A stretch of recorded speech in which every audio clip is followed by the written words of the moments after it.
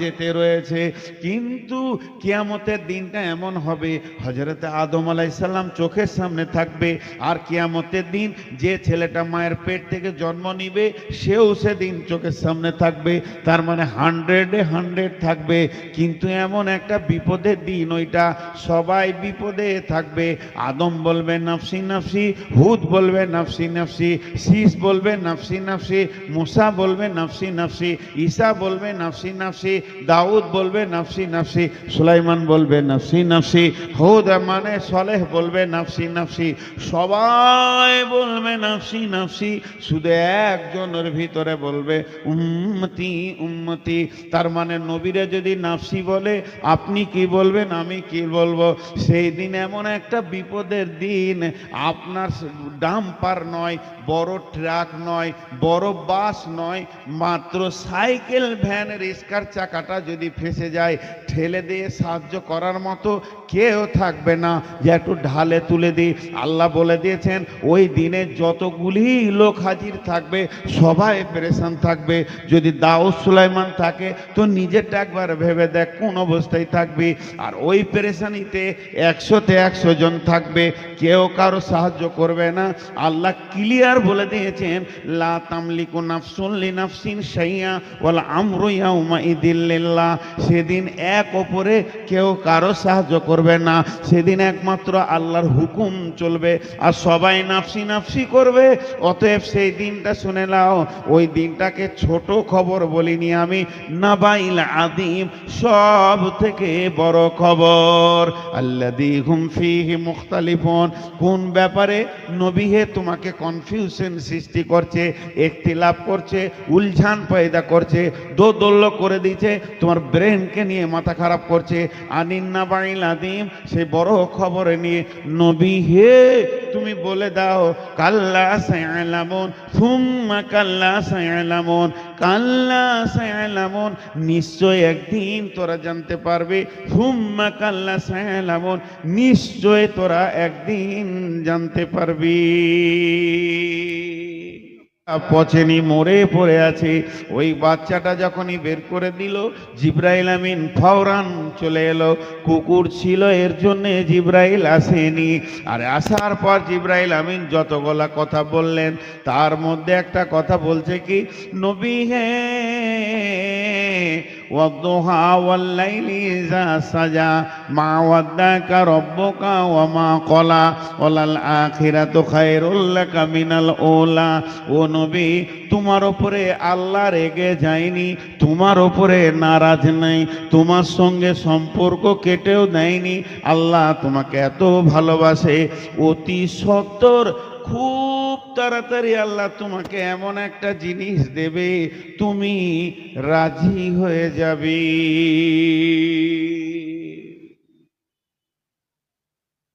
এমন একটা জিনিস আল্লাহ দেবে যে তুমি রাজি হয়ে যাবে। জিনিসটার নাম বললো না। আজও পর্যন্ত কোরআন হাদিসে কোথাও এর দলিল আসেনি যে এই জিনিসটা আল্লাহ রসুলকে দিয়েছিলেন। রসুল তো চলে গেল। আমাকে এসে আপনার মাদ্রাসার শিক্ষক ইনি কানে বলছে, ভাই আপনি বায়ানটা শেষ করেন। বায়ান শেষ হলে আপনাকে সভাপতি সাহেব এমন একটা জিনিস দেবে, আপনি খুশি হয়ে যাবেন। তাহলে আমার জন্য কিছু কিনে এনেছে। আমার বায়ান শেষ হলো, আমি নামলাম, খাওয়া হলো, গাড়িতে উঠছি, চারিদিকে তাকাচ্ছি, মাল আসছে কই। ওই যে আমার কানে কানে বললে, আর কানে কানে বলে আমার দিলটাকে বিগার ধরিয়ে দিলে, তুই একটা মাল পাবি, তা আসছে কই। ডানে বামে তাকিয়ে যখন মাল পেয়েছি না, গাড়িতে উঠে বাড়ি চলে গেলাম। আজও পর্যন্ত খবর নেই। ফতেপুরে কমিটি বলতে পারবে না, শিক্ষক বলতে পারবে না যে সভাপতি সাহেব আমাকে কিছু দিয়েছেন। তো আল্লাহর ব্যাপারটা তাই হয়েছে, কই রসুলকে কি দিয়েছেন এর কোনো খবর নেই। কিন্তু বন্ধুরে, তাফসীরের মধ্যে লেখছে আল্লাহ যে বলেছেন, নবী হে তোমাকে আমি অতি সত্বর খুশি করে দিব। এটা কি করবে? এই সংবাদটা শুনলে আমাদের আনন্দিত হবে। আল্লাহ তাবারাক ওয়া তাআলা এই কথাটা বলেছেন, এর মানে মুফাসসিররা বলতে চাইছেন ওটা পৃথিবীর কথা বলেননি, কিয়ামতের দিন আল্লাহ নবীকে আল্লাহ আনন্দিত করে দেবেন ওর উম্মতকে জান্নাতে দিয়ে। এটা আমাদের জন্য সুসংবাদ। আমার নবী বলবে উম্মতি উম্মতি, আল্লাহ বলবে তোকে আজকে খুশি করব বলেছিলাম, সেই দেওয়াটা বাকি আছে, চল তোর উম্মতকে জান্নাতে দিয়ে খুশি করে দেবো। এটা লম্বা কথা আছে, এটা উদাহরণ দিলাম। তেমনি আল্লাহ যত যা বানিয়েছেন বানানোর কাজ শেষ। আল্লাহর ফ্যাক্টরি তার নতুন কিছু বানছে না বা বানানো হচ্ছে না সেরকম কোনো দলিল নেই।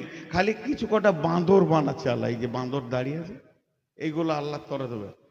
এদের যে চামড়া কত মোটা, আসছে আর ওখানে দাঁড়িয়ে আছে, এই বস। এই পাশে যারা আছেন, যে আসবে দাঁড়াবো, ওকে বসতে বলবেন, ওকে বসতে বলবেন। ও তো জানে না যে বসতে হয়, বাপ মা শিখায়নি, এখানে বসবে কেন? তো তাহলে আল্লাহর বানাতে কি বাকি আছে? আল্লাহর বানাতে কি বাকি আছে? বিসমিল্লাহির রহমানির রহিম।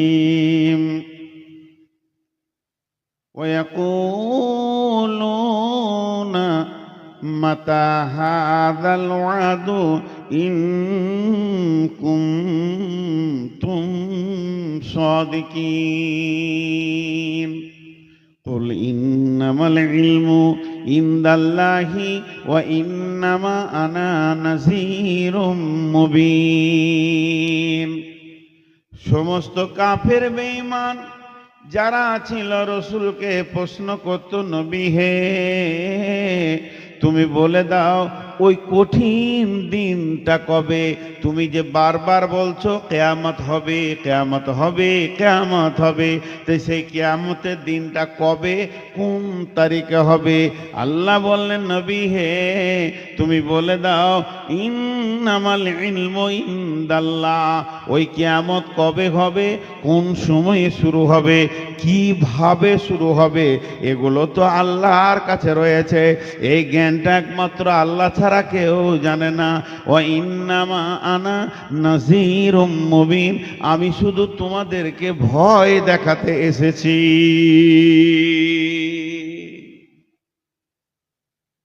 ওটা আল্লাহ জানে, ওটা আল্লাহ জানে কিয়ামত কবে হবে। ভাই আমাকে 5টা মিনিট টাইম দেন আপনারা, 5টা মিনিট, আমি মেন জায়গায় যাই, এইটুকু সময় চাইছি। কিয়ামত হবেই,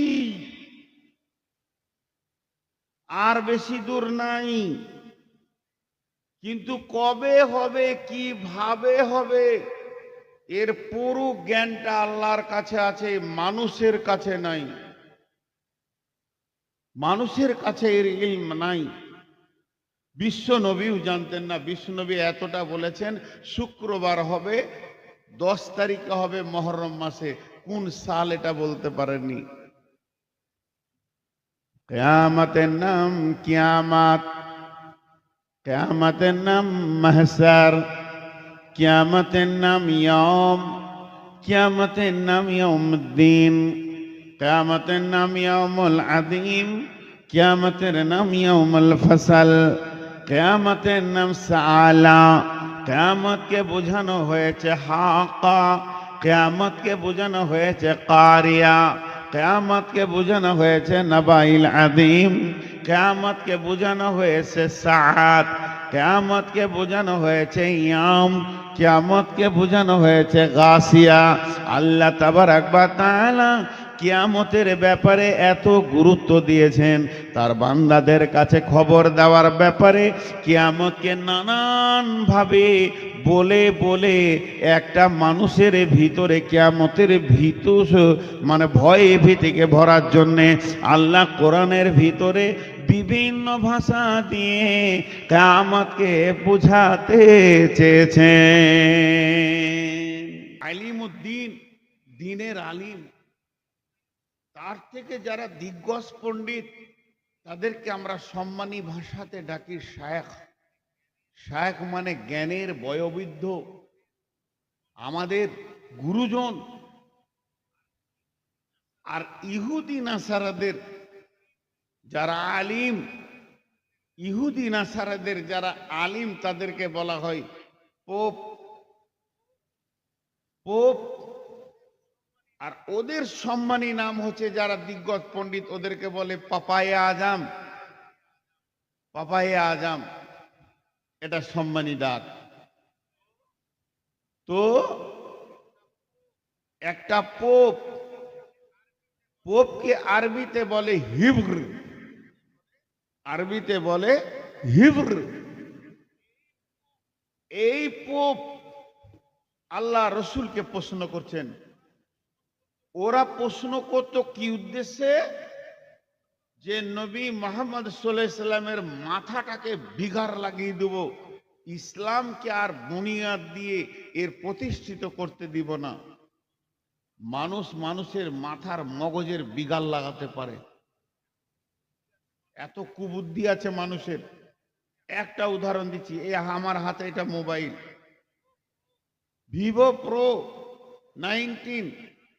এখন আমি একটা দোকানদার, আপনি আমার দোকানে এসছেন, আমি বলছি মোবাইলটা ভালো, সব ভালো, হার্ড ডিস্ক ভালো, এর চিপ মেমোরি অনেক ভালো, ভালো ভালো ভালো ভালো ভালো ভালো 20 মিনিট আপনার পেছনে দিলাম, এরকম দাবি মোবাইল নাই।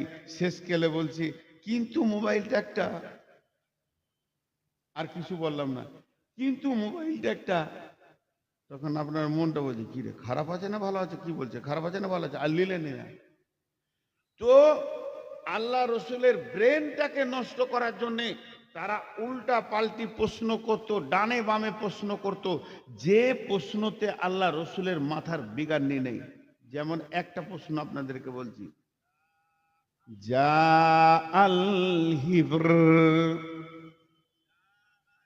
যা আল হিব্র ফাসআলা রাসূলুল্লাহ সাল্লাল্লাহু আলাইহি ওয়াসাল্লাম সাল্লামা ইয়া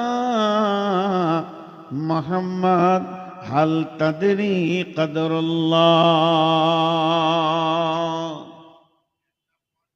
একটা পাদ্রী এলো, আল্লাহ নবীকে বলছেন জাল হিব্র ফাসআলা রাসূলুল্লাহ সাল্লাল্লাহু আলাইহি ওয়াসাল্লাম, আল্লাহ নবীকে প্রশ্ন করলেন হাল তাদরি, নবী হে তুমি কে শেষ নবী বলছো নিজেকে?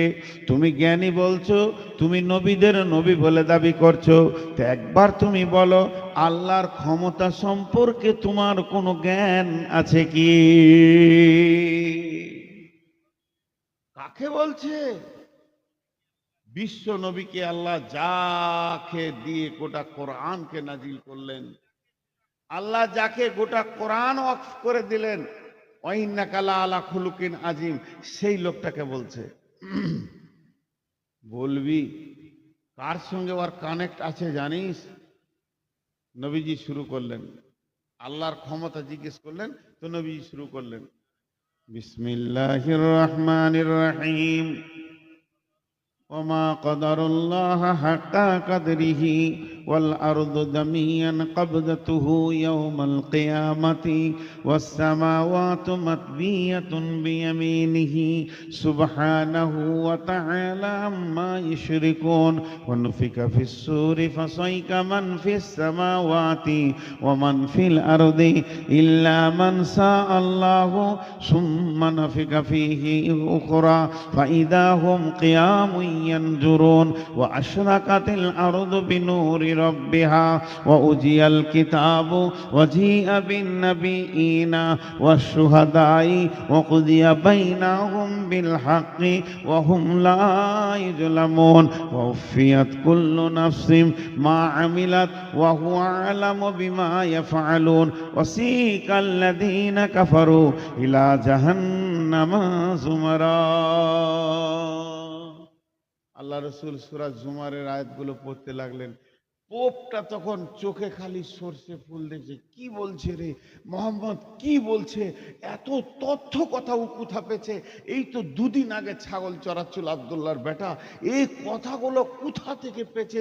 আল্লাহর এত বড় ক্ষমতা, সমস্ত জমিনকে একটা মুষ্টিতে ধরবে, সমস্ত আসমানকে একটা মুষ্টিতে ধরবে, হিলাবে, বলবে আজকের দিনের মালিককে, তারপরে কিয়ামত কায়েম করবে, তারপরে সমস্ত মানুষকে সুর ফুঁকে এক জায়গায় জমা করবে।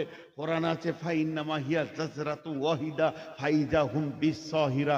আমি একটা আওয়াজ দিব, কোনো শব্দের মানে পাবি না, আয় বস ওঠ দাঁড়া চল ফির, এরকম কোনো শব্দ আমার নাই, একটা আওয়াজ মারবো, সমস্তকে হাসরের মাঠে দাঁড় করিয়ে দেব। এই ক্ষমতা কার, কে বর্ণনা করছে? পাদ্রীর মাথা গোলতাল লেগে গেল, পাদ্রীর মাথা গোলতাল লেগে গেল যে এই ভাষাগুলো পেয়েছে কোথা থেকে? মরুভূমির একটা বালক। বন্ধু, ঠিক এরকম বিশ্বনবীকে ঘন ঘন কোরআনে কতবার প্রশ্ন করা হয়েছে। সূরা নাবা সূরা নাসিয়ার মধ্যে বলছেন, ইয়া আইয়ুহাল ইনসানু ইন্নাকা কাদিহু ইলা রাব্বিকা কাদহান ফামুলাকি। আল্লাহ বলেছেন।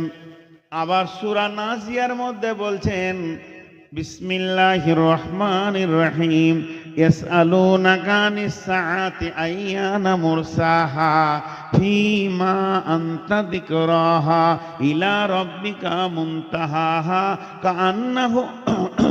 কাআন্নাহুম ইয়াওমা ইয়ারাউনাহা লাম ইয়ালবাসু ইল্লা আসিয়াতান আও দুহাহা।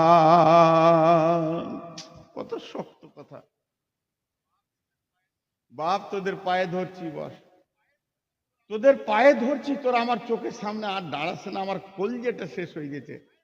বাপ, তোদের পায়ে ধরছি, তোরা বস, তোদেরকে খারাপ কথা বলিনি, তোদের পায়ে ধরছি, তোরা বস, বস, তোরা এখনো বস, আল্লাহর রাস্তায়, নাইলে এখান থেকে যা। গাফেলকে কোরআনের হাদিস শোনানো যায় না, গুনাহ হবে।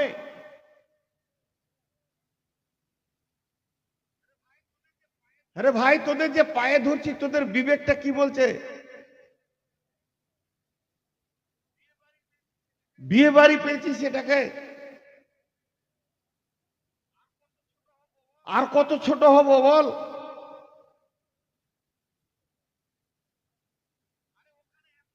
আরে ওখানে এখনো দাঁড়িয়ে আছিস কেন তুই? ওই সাদা প্যান্ট ধরে জুতি ওকে লম্বা করে দেওয়া দরকার।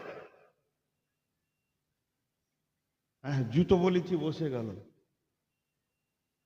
জুতো বলেছি আর বসে গেল, মানে একদম পাক্কা ছোট লোকের বাচ্চা ওটা। ভাই বলছি পায়ে ধরছি, তখনও বসছে না।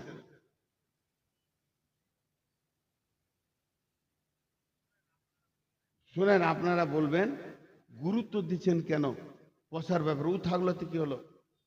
একটা লোক, এই যখন এখন একটা কথা বলছি, আমি সুগারের রুগী, 2 মিনিট লিব এটা, আমি পেশাবখানা দিয়ে দৌড়ছি। একটা সুগারের রুগী যখন পেশাবের দিকে ধরে, ওর অবস্থা কি হয় জানেন তো? গেল গেল নাই কাপড়ে হয়ে গেল। ওই অবস্থায় 4 জন মুসাফা লেগে ধরছে, আমার অবস্থা তখন কি হবে? ওরাকে ঠেলে সরিয়ে চলে যাব। কখন মুসাফা করতে হয় এটাও ভাবতে হবে।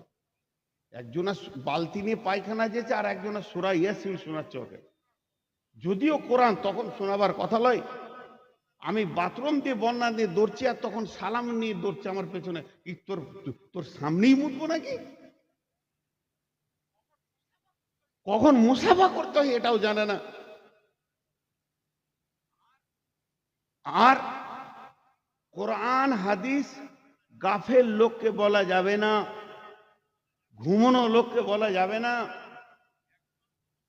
একজন তাফসীর করতে গিয়ে বলছে যে যদি তোমার ঘুম না আসে তো তুমি জিকির করো, আলহামদুলিল্লাহ, সুবহানাল্লাহ, আল্লাহু আকবার, আস্তাগফিরুল্লাহ, কিন্তু লা ইলাহা ইল্লাল্লাহ জিকিরটা করতে যাও না।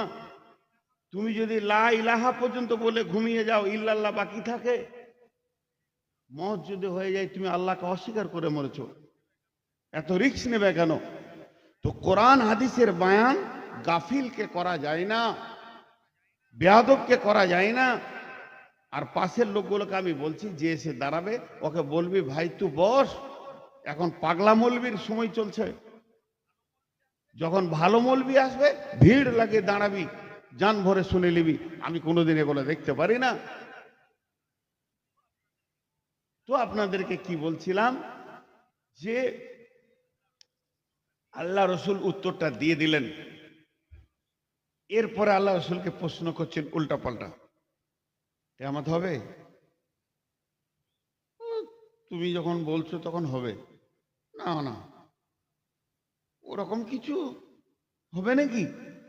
সূরা নাজিয়াতে কত বড় কথা বলেছেন জানেন?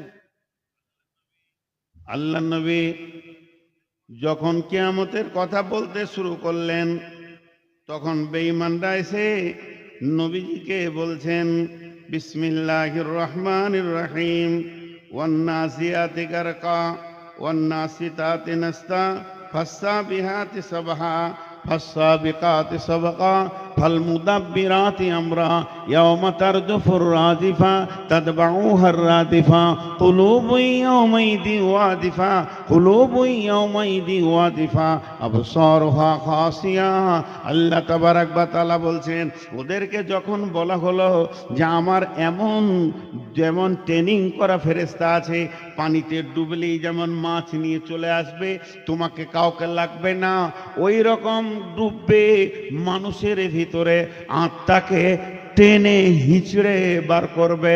আবার ফেরেশতা আছে মৃদুভাবে বাঁধন খুলে দেবে, ওই ফেরেশতা প্রতিযোগিতা দ্রুত গতি, এত আসমানের দিকে দৌড়বে, একে অপরে প্রতিযোগিতা করবে। ওরা আমার হুকুম বহনকারী, ওরা আমার হুকুম বহনকারী।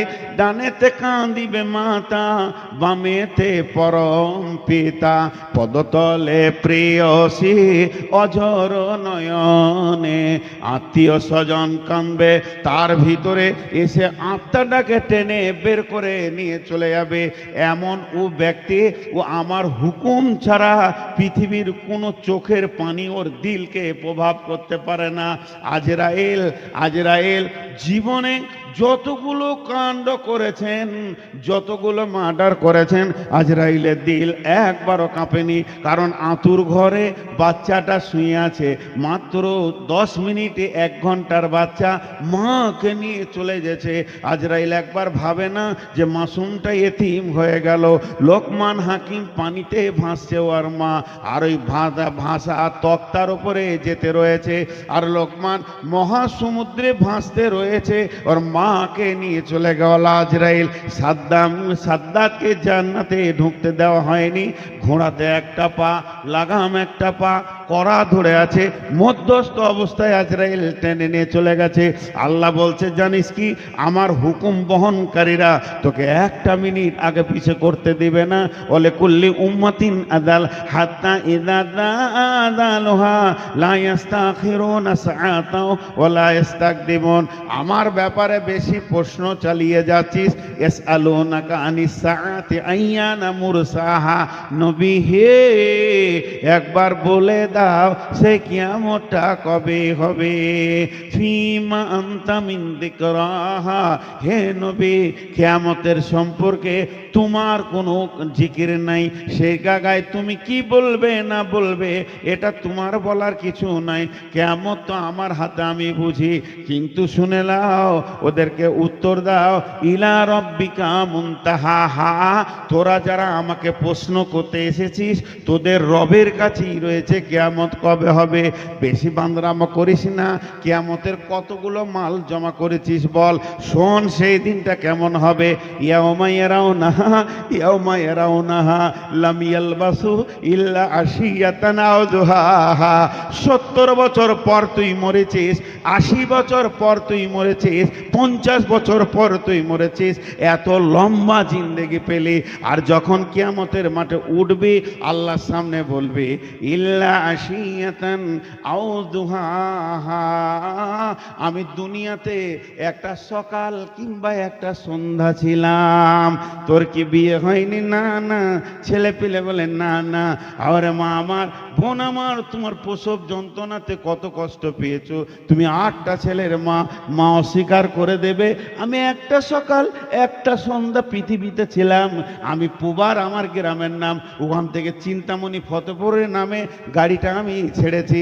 আমার গাড়ি দ্রুত গতিতে এখানে পৌঁছিয়েছে, মধ্যখানে শুধু একটা কাপ চায়ের জন্য দাঁড়িয়েছি। এটা আমার নয়, ওটা আমার জীবন নয়, ওটা আমার বাড়ি নয়, ওটা আমার ঘর নয়, ওটা আমার যুগ নয়, ওটা আমার শতাব্দী নয়, ওটা আমার বছর নয়, ওটা আমার দিনকাল নয়, মাস সপ্তাহ নয়, মাত্র 2-5টা মিনিট দাঁড়িয়েছিলাম। তেমনি বলবে আমি মায়ের পেট থেকে কিয়ামত পর্যন্ত উঠেছি মাত্র দুনিয়াতে ইল্লা আশিয়াতান আও দুহাহা, একটা সকাল কিংবা একটা সন্ধ্যা আমি থেকেছি।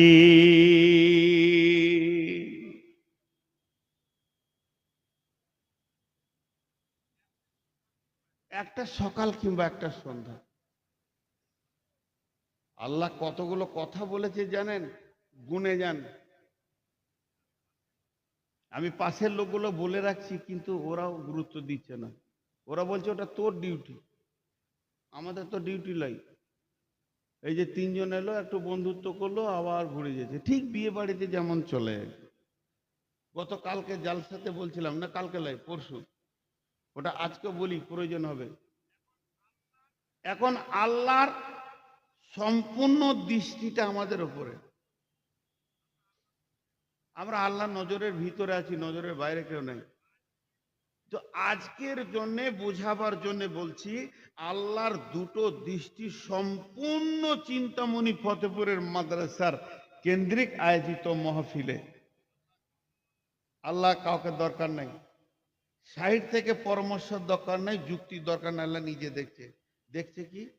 নূর মোহাম্মদ বকছে, এগুলো লোক শুনছে। ও আবার দিলের খবর জানে, কে দিল থেকে শুনছে। এগুলো লোক শুনছে। কমিটিরা সব ব্যস্তর মধ্যেই আছে, যার যার ডিউটি করছে। হ্যাঁ, আর মেলার দিকে যে আল্লাহ নজরটা দিয়েছে, কোরআন হাদিস ছেড়ে তোরা এখানে করছিস, ওটাও লিখা হচ্ছে, ওটাও লিখা হচ্ছে। এত মেলাতে ভিড়, জলসাতে কেউ নাই, এটা লিখা হচ্ছে। আল্লাহ আজকের রিপোর্টটা কি করছে এবার চিন্তা করেন। আজকে রিপোর্টটা যে ছেলে পেলের হাতে বাঁশি দিয়েছে, তোরা বাজা, ওর বাপের বিয়ে হয়েছে, বাজা। আহা, সুখ তো উইল উঠছে। ওর মতো সুখে কে আছে বলেন? আজকে বাঁশি বাজিয়ে ও শান্তি করছে। যারা মেলাতে আছে ওরা মনে মনে বলবে, ফতেপুরে জালসাতে যে আনন্দটা পেয়েছি, আহা, এরকম আর কোনোদিন পাইনি। এইখানে যারা আছে ভাইরা আমার, আল্লাহ তাবারক ওয়া তাআলা বলছেন, যখন একটা সকাল সন্ধ্যা তুই নিজে বলবি। এবার আল্লাহ চ্যালেঞ্জ গুলা শুনেন। আলাম নাজআলিল আরদা বিহাদা ওয়াল জিবালা আওতাদা ওয়া খালাকনাকুম আজওয়াজা ওয়া জাআলনা নাওমাকুম সুবাতা ওয়া জাআলনাল লাইলা লিবাসা ওয়া জাআলনান নাহারা মাআশা ওয়া বানাইনা ফাওকাকুম সাবআন সিদাদা وجعلنا سراجا وهاجا وانزلنا من المعصرات ماء ثجاجا لنخرج به حبا ونباتا وجنات الفافا।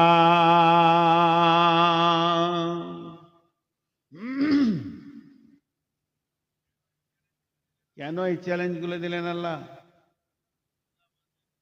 আল্লাহ বলছেন, নবী হে,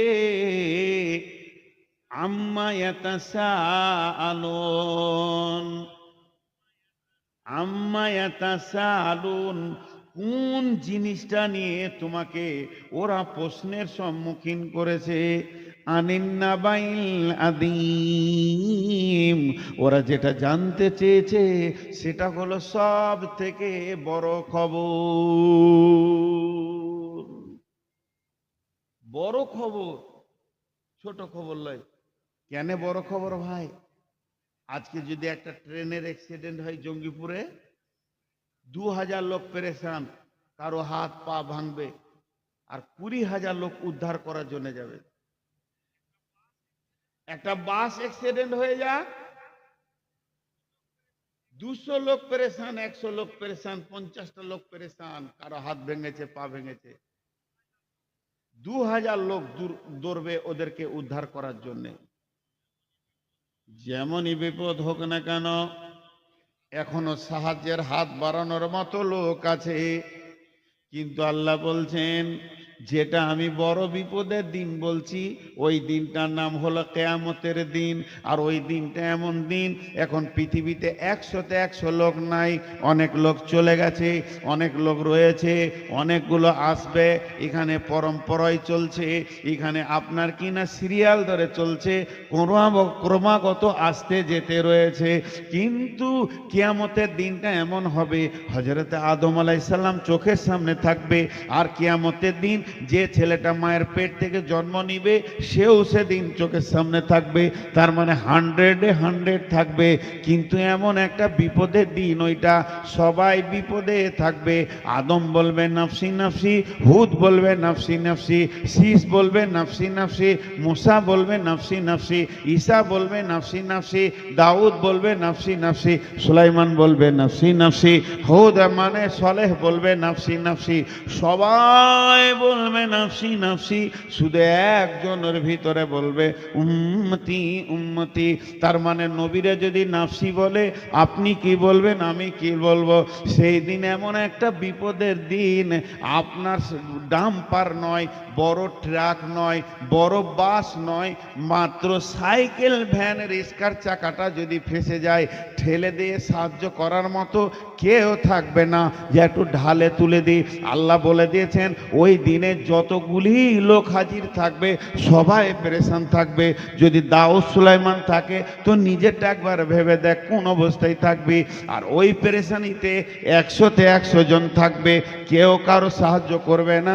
আল্লাহ ক্লিয়ার বলে দিয়েছেন, লা তামলিকু নাফসুন লিনাফসিন শাইআ ওয়াল আমরু ইয়াউমাইযিন লিল্লাহ। সেদিন এক অপরে কেউ কারো সাহায্য করবে না, সেদিন একমাত্র আল্লাহর হুকুম চলবে, আর সবাই নাফসি নাফসি করবে। অতএব সেই দিনটা শুনে নাও, ওই দিনটাকে ছোট খবর বলিনি আমি, নাবাইল আযীম, সব থেকে বড় খবর। আল্লাযী হুম ফীহি মুখতালিফুন, কোন ব্যাপারে নবী হে তোমাকে কনফিউশন সৃষ্টি করছে, ইখতিলাফ করছে, উলঝান পয়দা করছে, দোদুল্য করে দিচ্ছে, তোমার ব্রেনকে নিয়ে মাথা খারাপ করছে। আনিন নাবাইল আযীম, সেই বড় খবর নিয়ে নবী হে তুমি বলে দাও, কাল্লা সায়ালামুন সুম্মা কাল্লা সায়ালামুন, কাল্লা সায়ালামুন, নিশ্চয় একদিন তোরা জানতে পারবে, সুম্মা কাল্লা সায়ালামুন, নিশ্চয় তোরা একদিন জানতে পারবি।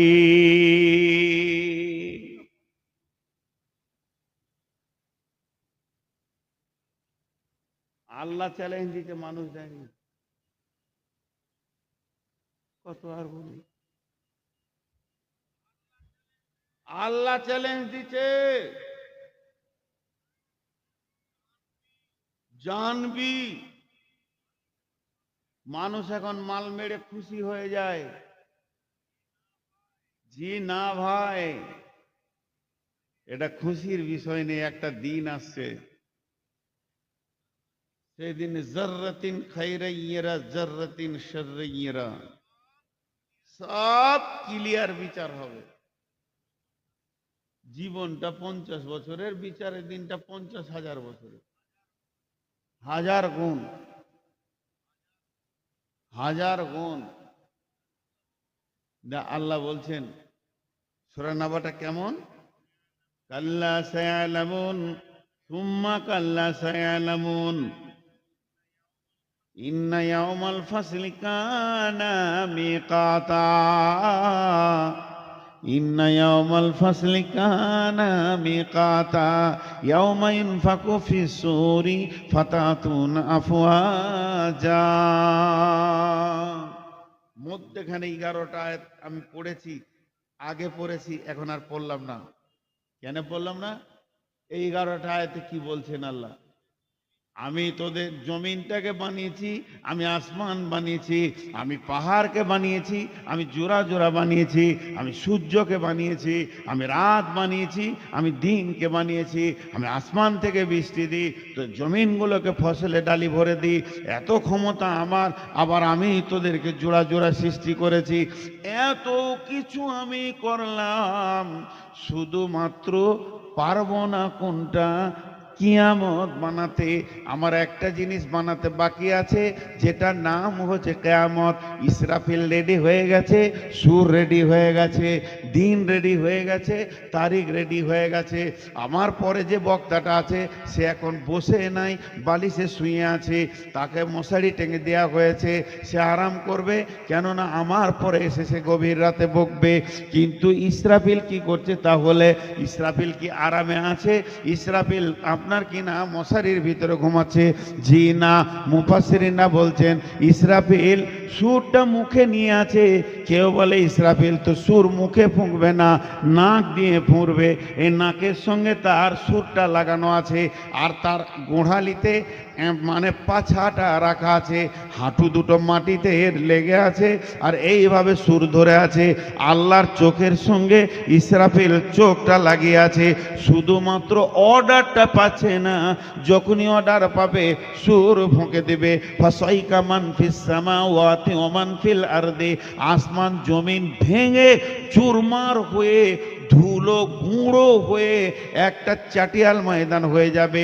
পানি থাকবে না, গাছপালা থাকবে না, পাহাড় পর্বত থাকবে না, পশুপালা থাকবে না, মানুষ থাকবে না, সব মাটি চাপা পড়ে যাবে। শূন্য অবস্থায় পৃথিবীটা থাকবে। কতদিন থাকবে? মুফাসসিররা বলছেন 40 বছর থাকবে। সূরা জুমারের তাফসীরে বলছেন 40 বছর থাকার পর আল্লাহ এখানে বলেছেন ইয়াউমা তারজুফুর রাজিফা তাতবাউহার রাদিফা, প্রথম সুর ফেঁকে পৃথিবী ধ্বংস হয়ে যাবে, পেছনে পেছনে দ্বিতীয় সুরটা চলে আসবে। পেছনে বলতে 40 বছর পর আসবে, তখন মানুষ কবর থেকে উঠবে। সুম্মা নুফিকা ফিহি উখরা ফাইদা হুম কিয়ামুন ইয়ানজুরুন, তারা উঠবে, উঠে নজর করে দেখবে পৃথিবীটা তো অন্ধকার, সূর্য তো নাই। ইজা সামাউন ফাতারাত ওয়া ইদাল কাওয়াকিবু ইনতাসারাত ইজা শামসু কুব্বিরাত, সূর্য পড়ে গেছে, বিক্ষিপ্ত হয়ে গেছে, সূর্যের আলোকে টেনে নেওয়া হয়েছে, চন্দ্র বিক্ষিপ্ত হয়ে গেছে, তারকারাজি বলে আর কিছু নাই, সৌরজগৎ শেষ, দুনিয়া জগৎ শেষ, সব কিছু শেষ হয়ে গেছে। তাহলে কিয়ামতের ময়দানটা হবে আঁধার। আর কিয়ামতের ময়দানে যখন মানুষ উঠবে তখন আঁধার ছাড়া কিছু দেখবে না। তাহলে মানুষ আলো না থাকলে তো কাজ করতে পারে না। এই জন্য আল্লাহ বলেছেন ও আশরাকাতিল আরদু বিনূরি রাব্বিহা, আল্লাহর নূরের তাজাল্লিতে কিয়ামতের ময়দান ঝকমক করবে। আল্লাহর নূর মানে আল্লাহর নূরের তৈরি, নাউজুবিল্লাহ। আল্লাহ কিসের তৈরি? আল্লাহই জানে। আল্লাহ নূরের তৈরি নয়, তবে আল্লাহর কাছে নূর আছে, আমার কাছে লাইট আছে। এই আলোটা কার? এই জেনারেটরটা কার? জেনারেটরটা আব্দুল সাত্তারের, তাহলে লাইটটা আব্দুল সাত্তারের। তা বলে আব্দুল সাত্তারের বডিটা লাইট নয়, তেমনি আল্লাহর কাছে যে নূরটা আছে ওই নূরে গোটা ময়দান ঝকমক করবে। কিন্তু মুশকিল হলো ভাইরা, জিন নামে একটা প্রাণী আছে, আমাকে যদি দেখা দেয় আমি দেখতে পাবো, আমার পাশের লোকটা দেখতে পাবে না। এটা যদি আল্লাহ মাখলুক বানাতে পারে, ফেরেশতারাও জিন, ফেরেশতারাও হলো জিন। ফেরেশতাকে কাউকে যদি দেখা দেয় সে দেখতে পাবে, কাউকে দেখা না দিলে দেখতে পাবে না। তো ওই নূরের তাজাল্লিটা ওই কুদরতের থাকবে। যারা ঈমানদার তারা দেখবে, বেঈমানরা দেখতে পাবে না। আল্লাহ সূরা হাদীদে বলেছেন আল্লাহ সূরা হাদীদের মধ্যে বলে দিয়েছেন যারা তারাও না, তারা দেখতে পাবে না, আর যারা ঈমানদার তারা দেখবে। ইয়াউমা তারাল মুমিনিনা ওয়াল মুমিনাতি ইয়াসআ নূরুহুম বাইনা আইদিহিম ওয়া বিআইমানিহিম বুশরাকুমুল ইয়াওম জান্নাতুন তাজরি মিন তাহতিহাল আনহারু খালিদিনা ফিহা ওয়া যালিকা হুয়াল ফাওজুল আযীম ইয়াওমা ইয়াকুলুল মুনাফিকুনা ওয়াল মুনাফিকাতু লিল্লাযীনা আমানু জুরনা নাকতাবিস মিন নূরিকুম কিলা ইরজিউ ওরাআকুম ফালতামিসু নূরা। ওর মধ্যে মুনাফিক যারা থাকবে, বেঈমান যারা থাকবে, আঁধারে ঘুরঘুর করে বলবে ঈমানদারদের কাছে গিয়ে, তোদের নূরে আমাদেরকে নিয়ে নে।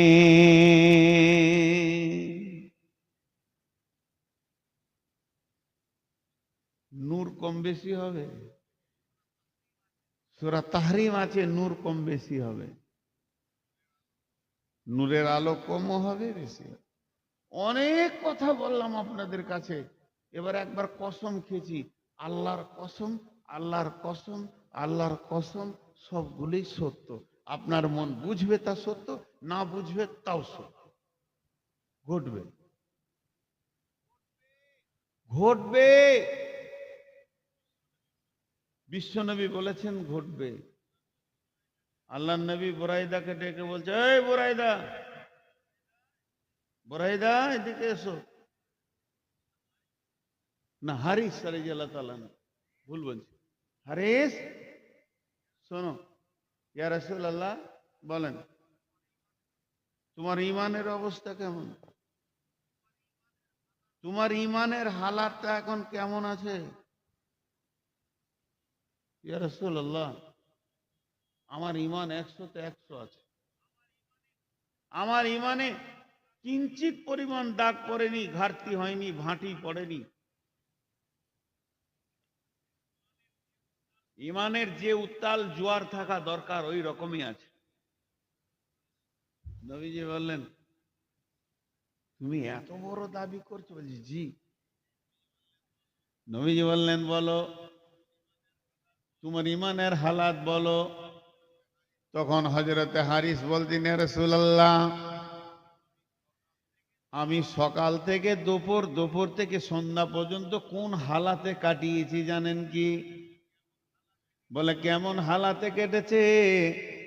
হযরত হারিস বলছেন, ইয়া রাসূলুল্লাহ, ফজরের পর তেলাওয়াত করে আমি যখন ধ্যান মগ্নতে রয়েছি, আমি আল্লাহর ভয়ে কাঁদছি, তখন আমি যেন আমার এই দুটি চামড়ার চোখে জাহান্নামকে দেখতে পেয়েছি। আমার মনে হচ্ছে আমি জাহান্নামকে দুই চোখে দেখতে পেয়েছি। আপনার জবান জাহান্নামকে যেমন যেমন যেমন যেমন বলেছেন, আমি ওই রকম জাহান্নামকে দেখছি। আপনার জবান জাহান্নামের যে আর্তনাদের কথা বলেছেন, মনে হচ্ছে যে জাহান্নামীদের চিৎকারে আমার কান ঝাঁঝিয়ে গেল। আগুন একে অপরে লড়াই করছে, একে অপরে ছিঁড়াছিঁড়ি করছে, আর জাহান্নামীদেরকে জাকুম জ্বালিয়ে ঘাস খাওয়ানো হচ্ছে, গরম পানি খাওয়ানো হচ্ছে। নবীজি গো, ওই অবস্থায় আমার সকাল গেছে। আর আপনি যেমন জান্নাতের কথা বলেছেন, আল্লাহর কালাম পাক জান্নাতের কথা যেমন যেমন কোরআনে এসেছে, মনে হচ্ছে জান্নাত ফলে সুসজ্জিত হয়ে সাজানো আছে। ওইভাবে আমি জান্নাতের আনন্দ উৎফুল্ল দেখতে পেয়েছি। মনে হচ্ছে সত্য সত্য নয়, মনে হচ্ছে যেন আমি দেখতে পেয়েছি আখেরাতটা আমার কাছে এত পরিষ্কার আছে, এখানে এতটুকু কিন্তু নাই। হতেও পারে, নাও পারে, এটা তো দূরের কথা। আপনার জবান আর কোরআন আর আমার চোখ আর মন ঈমান মনে হচ্ছে যেন এক। এই অবস্থায় সকাল গেল, এই অবস্থায় দুপুর গেল, এই অবস্থায় সন্ধ্যা হলো। এখন সন্ধ্যা পর্যন্ত ওই ভয় আর আশার মধ্যে দিয়ে আমার জীবন কাটছে। নবীজি বলছেন, হারিস রে, তুমি ঈমানদার, তুমি যে ঈমানের দাবি করেছো, এই দাবিটা 100-তে 100% সত্য আছে। আমাদের একবারও হয়? আমি অনেক জায়গায় প্রশ্ন করেছি, আপনাদের হবে কেন? আপনাদের হবে কেন?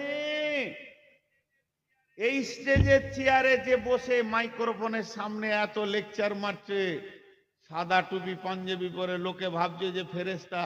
আমি বেঈমান মুনাফিকটার কোনোদিন চোখে পানি আসে না জাহান্নামের ভয়ে। আপনাদের কেন আসবে? জি, একজন দাঁড়িয়ে বলতে পারবো না যে আমি 100% ইমানদার। আমাকে এখন যদি আল্লাহ ডাকে তো আমি আনন্দিত আছি। জীবনের হিসাব কোনোদিন করিনি, কিয়ামতে কি হবে এর হিসাব করিনি। আমরা দুটো চোখ দিয়ে সারা পৃথিবীকে দেখলাম আর লোকের ভুল দেখলাম, নিজের ভুল কোনোদিন দেখিনি। আর কে কি করেছে দিন রাত খালি হিসাব করেছি, এই করলো, ওই হারাম খেলো, ওই টাকা করলো, ছিল না ওর বাপের কিছু ছিল না, শালা ভিক্ষা করে খেত, আজকে কোটিপতি হয়ে গেছে। লোকের কথা বলতে বলতে জিন্দগি শেষ করেছি, কিন্তু আমি কোন প্ল্যাটফর্মে আছি একবারও দেখিনি যে আমি 2 নম্বরে আছি না 1 নম্বরে আছি, আমার গাড়িটা কোথায় যাবে। সাহাবারা জেলা মাজমানেরা লোককে দেখতেন না, নিজেকে দেখতেন। হযরত উমর কত বড় ডিগ্রি সম্পন্ন ব্যক্তি। হযরত উমরকে বলা হতো, হযরত উমরকে সাহাবীরা বলতেন মাওফাকুল ওয়াহি। মাওফাকুল ওয়াহি মানে কোরআন নাজিল যে হচ্ছে, ওহি যে আসছে, আয়াতগুলো যে গাঁথুনি দিয়ে দিয়ে রচনা শৈলী দিয়ে দিয়ে কোরআনটা তৈরি হচ্ছে, তা এই মাওফাকুল ওয়াহি একটা সাহাবীকেই বলা হয়েছে, সেটা উমর। তার মানে উমরের জবান দিয়ে এমন কথা বের হয়ে গেছে, আল্লাহ কোরআনের আয়াত নাজিল করে দিয়েছেন ওই কথার উপরে। এই রকম কয়েকটি আয়াত আছে। একটা আয়াত আপনাকে শোনাচ্ছি। আল্লাহ নবী যখন বাইতুল মুকাদ্দিস, যেটা ফিলিস্তিনে ঝামেলা চলছে যে মসজিদটাকে নিয়ে, এইটাকে যখন কেবলাকে রহিত করে দেয়া হলো, ওইটা আগে কাবা ছিল, ওই দিকে মানুষরা সাজদা করত, ওই মুখে মানুষ নামাজ পড়তো, ওইটাকে বাতিল ঘোষণা করে দিয়ে মক্কাটাকে যখন কাবা করা হলো, আর মক্কাটা যখন কাবা হয়ে গেল, তখন বিশ্বনবী কাবার কাছে গিয়ে কোন দিকে নামাজ পড়বে এই নিয়ে চিন্তা করছে।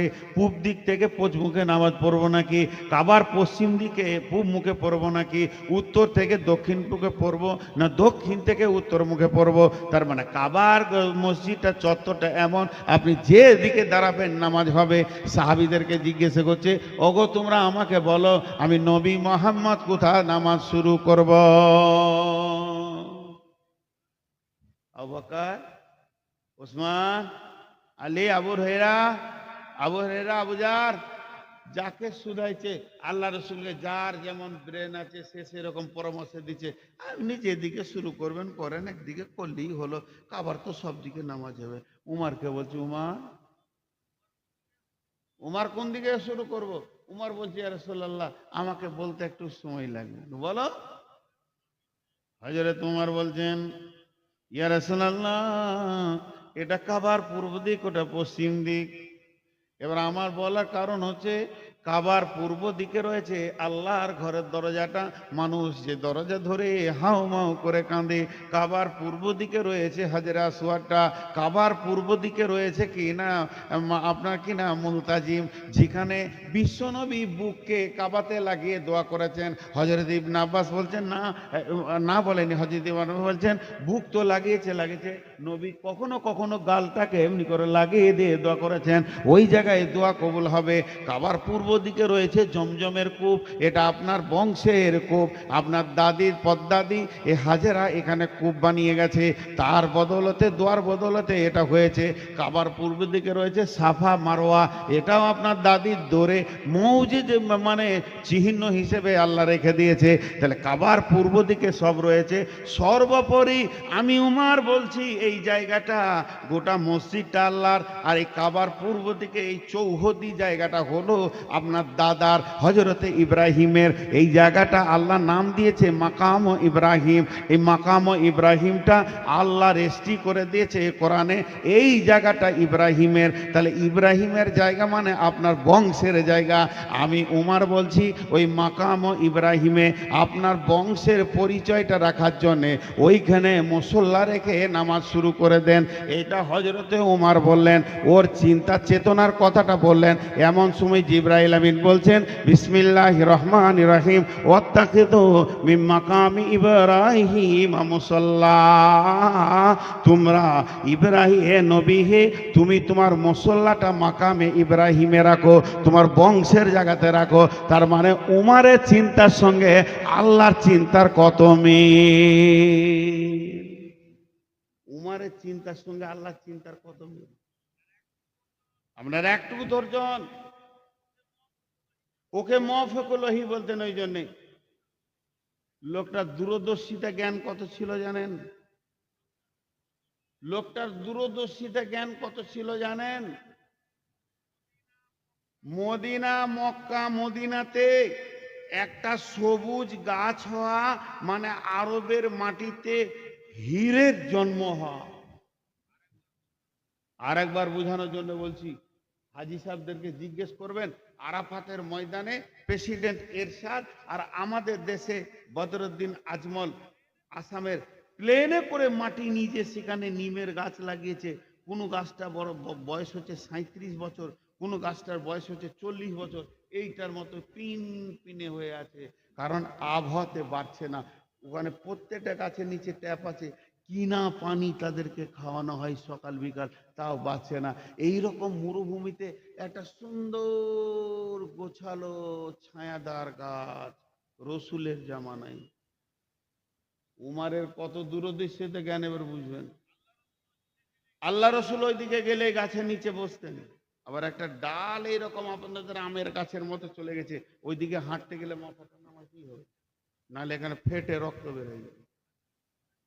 হজরে তোমার একটা কুড়ুল নিয়েছে গাছটা কাটার লেগে, হাজি মরুভূমিতে আল্লাহ দিয়েছে গাছ কাটবে, কারো সহ্য হবে? ফেরেশতা সাহেবেরা বলছে উমার, বলে কি হলো, কোথায় চলে? বলে গাছ কাটতে। গাছ কেন কাটবে? মরুভূমির গাছ তুমি জানো না? বলছে ওই জন্যই তো কাটছি। সাহাবীরা ভয়ে কেউ কিছু বলতে পারছে না, একটু মুডেপ লোক ছিল। আল্লাহ রসুল বলছে ইয়া রাসূলুল্লাহ, উমার ওই গাছটা কেটে দেবে। উমার এদিকে। নবীজি জানতেন যে আমার এই ছাত্রটা কুই রকম, মাদ্রাসার শিক্ষক জানে আমার কোন ছাত্রটা কেমন। রসুল বেশি লম্বা কথা না বলে বলছে গাছটা কেটে দিবে। জি, আমি যেখানে ছায়ে বসি, বলে ওই জন্যই তো কাটবো। আরো রাগ লাগছে কি না? নবীজি বলছে তোমার নিয়তটা বলো। উনি বলতে শুরু করলেন, ইয়া রাসূলুল্লাহ, আপনি হলেন আমাদের মডেল, আপনি হলেন আমাদের আইডিয়াল। আপনার মতো করে আমরা চললে পুলসিরাত পার হয়ে জান্নাতে যাব, আপনার মতো করে চললে আমরা আখিরাতে বেঁচে যাব। তার মানে আপনার পেছনে একটা কলম চলছে, আপনি কেমন করে উঠা বসা চলা ফেরা পেশাব পায়খানা করছেন সব হাদিসে পরিণত হয়ে গেছে। আর ওই রকম করে করে কিয়ামত পর্যন্ত লোক চলে জান্নাতে যাবে। তাহলে আপনি যেই গাছটা নিচে বসছেন এটা হাদিসের পাতাতে চলে আসবে। রসুল এই গাছটা ভালোবাসতেন আর এই গাছের নিচে উনি বসতেন। আর যখন এই কথাটা হাদিসের পাতাতে চলে আসবে, আপনার অনুপস্থিতিতে এমন কিছু বিগাড়ালা লোক আসবে দুনিয়াতে, যারা গাছতলা মাজার ফাজারে পূজা শুরু করবে।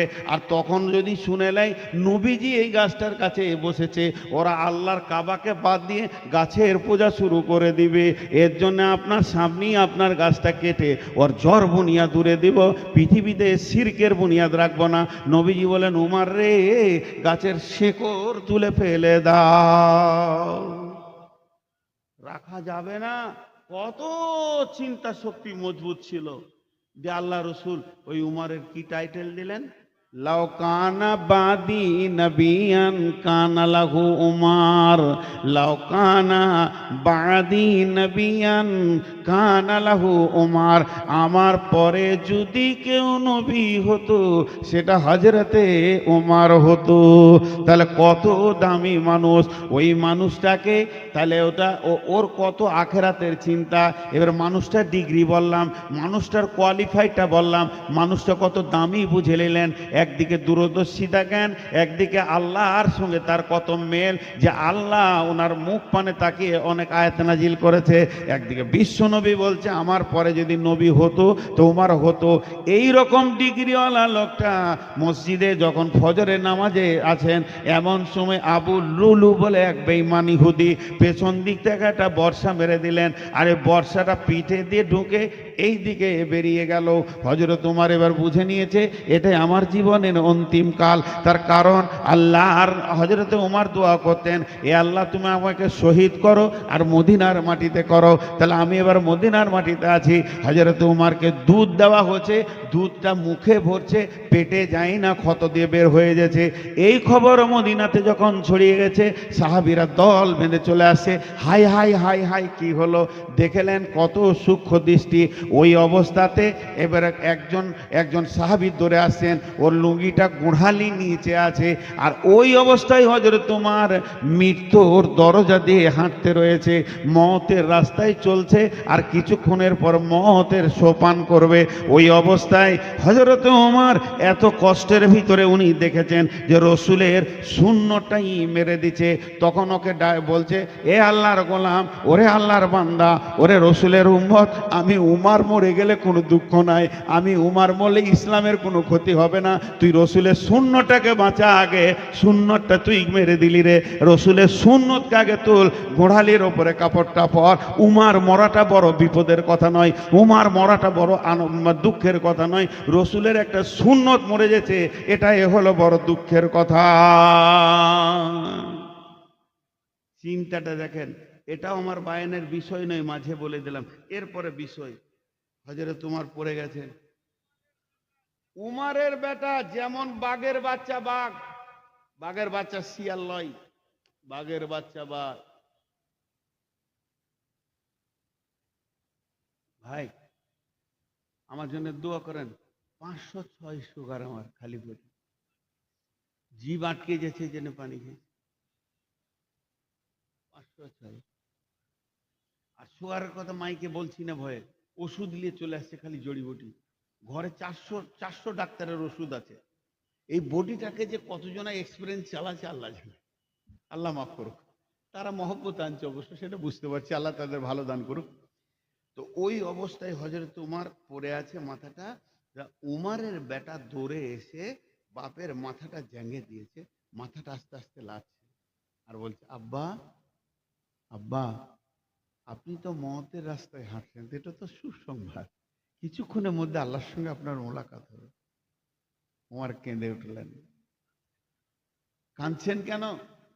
আপনাকে তো এত বিচক্ষণ মানুষ, আপনাকে এত হতাশা লাগছে কেন? ছেলের কথা দেখেন, বলে আগেকার ছেলেদের বুদ্ধি ছিল না, খালি এখন মোবাইল টিপে বুদ্ধি বেশি হয়ে গেছে। ছেলে বাপকে বলছে, আপনাকে দেখে হতাশা লাগছে কেন? তোমার চোখের পানিতে বলছে, তোর বাপের ইতিহাস তুই জানিস, তোর বাপ কত গুনাহগার, রসুলের জান নিতে গেছিল, মাথা কাটতে গেছিল এই বেঈমানি। সেই পূর্বের কথা তুলে ধরছে। তখন ওর বেটা বলছে, আব্বা, আপনার নামের পাশে রাসূলুল্লাহ সাল্লাল্লাহু আলাইহি সাল্লাম দিয়েছেন কি? আপনার নামের শেষে রসুল কি লাগিয়েছেন? হযরতে ওমর বিন খাত্তাব রাদিয়াল্লাহু আনহু, এই টাইটেলটা রসুল দিয়েছেন, আল্লাহ আপনার উপরে রাজি আছে। তখন ওমর তার বেটাকে বলছে, বেটা রে, এ গাধার উপরে আল্লাহ রাজি হয়েছে কিনা এই নিয়ে টেনশনে আছি। এখন আমার মওতটা বড় জিনিস নয়, মরতেই তো হবে, বেঈমান মরবে, ইমানদার মরবে, মওতের সোপান তো নিতেই হবে।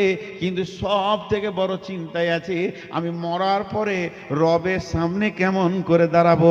আমি তো আমার নেকি কিছু খুঁজে পেছি না, চিরুনি তল্লাশি করছি দূরবীন লাগিয়ে, আপনার কিনা লাইট দিয়ে, আমার জিন্দেগিতে নেকি খুঁজে পেছি না। এইটা বলতে বলতে বলছে, বেটা একবার আম্মা জান আয়েশার কাছে যাও, আম্মা জান আয়েশার কাছে যাও। কেন আব্বা? গিয়ে বলো গা যে আমার আব্বা ওর দুই বন্ধুর কাছে শুতে চাইছে।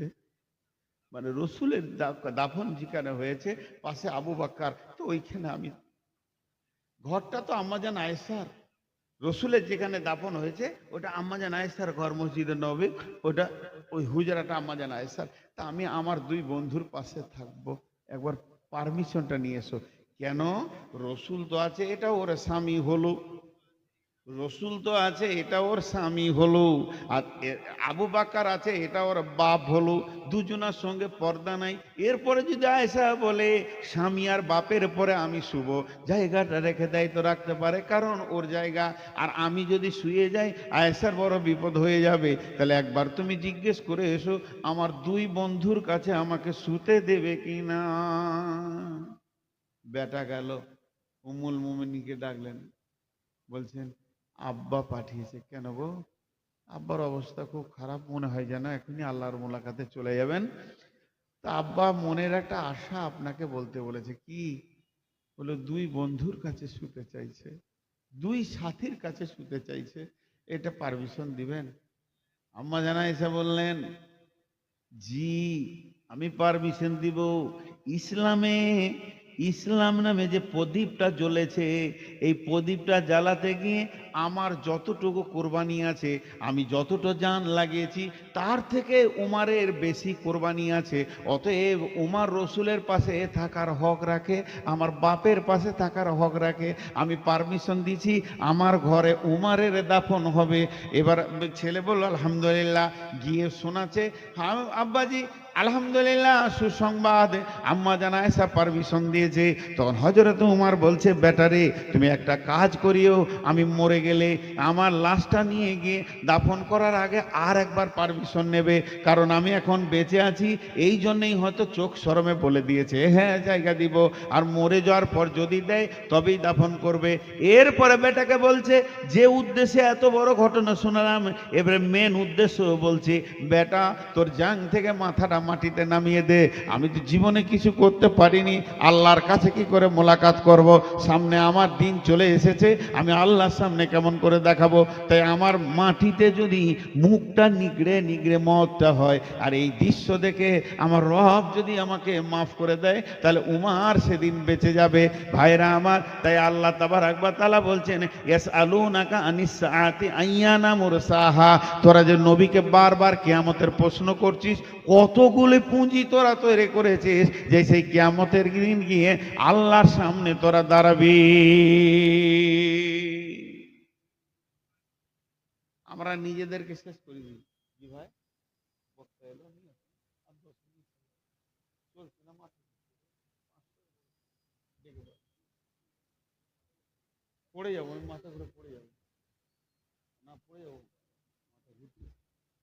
আপনার সঙ্গে আমি কোনো ধোঁকাবাজি কথা বলি না, আপনার সঙ্গে একটা মনের সম্পর্ক। যে ভাই আমার জন্য দোয়া করবেন, কারণ আমার 506 সুগার নেব, মানে আমার শরীরটা পারমিট করছে না। আপনারা যে বসে আছে এখন, যে কটা আছেন, এ কটা সলিড মাল আছে, এবার বুঝতে পারছি এরা আল্লাহর জন্য আছে। আমি আপনাদের ইমানের খবর জানি না, দিলের খবর জানি না, কিন্তু উপর থেকে তো আমি এইটুকু বলবো, মেঘ উঠেছে পানি হবে, এটা তার গায়েবী খবর নয়।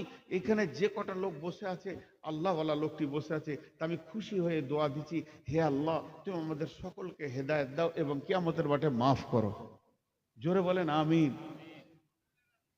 মা বোনেরা ধ্যান দিয়ে শোনেন, তো সেই কিয়ামত, আমি কিয়ামতের দৃশ্যটা কেমন হবে এটা আজকে বয়ান করিনি, কিয়ামত হবে খালি এই পর্যন্ত বলছি।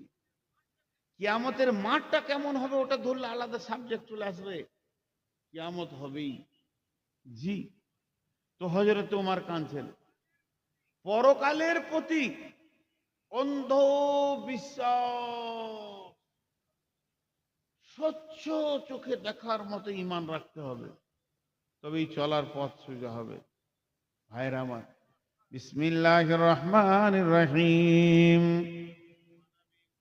وعن ابي هريره رضي الله تعالى عنه قال قال رسول الله صلى الله عليه وسلم 15 خصلة من أمتي إذا اتخذ الفي ضبالا والأمانة مغنما والزكاة مكرما تعلم لغير الدين آتى الرسول امرأته أكا أمه أدنى صديقه أقصى أباه جهرت الأصوات في المساجد ساد القبيلة فاسقهم جائع القوم أرذلهم وأكرم رذول مكافة السره وجهرت الكائنة والمعذب سربت الخمور لباس الحرير لانا هذه الأمة أولها فارتقموا عند ذلك ريحا حمراء।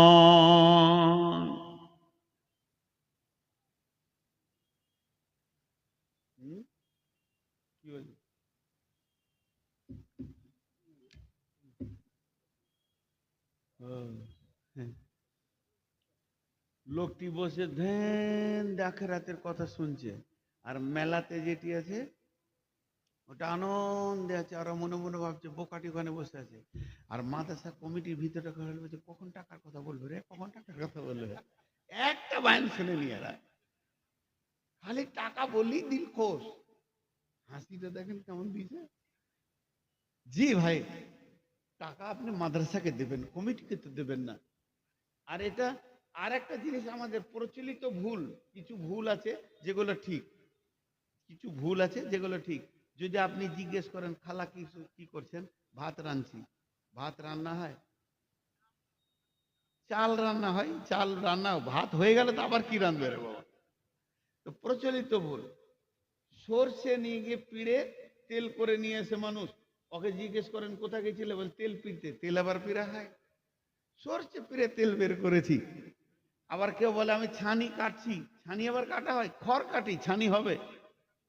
ছানিকে আবার কাটবো কি করে? প্রচলিত ভুল হলো এটা ঠিক। তো ওই রকম কিছু কথা আছে যে প্রচলিত ভুল হলো ঠিক। এই যে মাদ্রাসা কমিটি, এদের দিল খালি বলছে টাকা। তা আমাদের প্রচলিত একটা ভুল আছে, কিরকম এখন আমি বলবো। আমি বাইনটা 1 মিনিটের জন্য অফ করলাম, আবার বাইনটা আমি করব। যে বিষয়টা বলছিলাম ওইটা বলো, আমি বিষয় ছাড়ি না, কিয়ামত হবে এটাই আমার বিষয়। এখন একটা উদাহরণ দিচ্ছি। ভাই আপনারা দান করেন, দান করেন, দান করেন, দান করেন, ভাই দান করেন।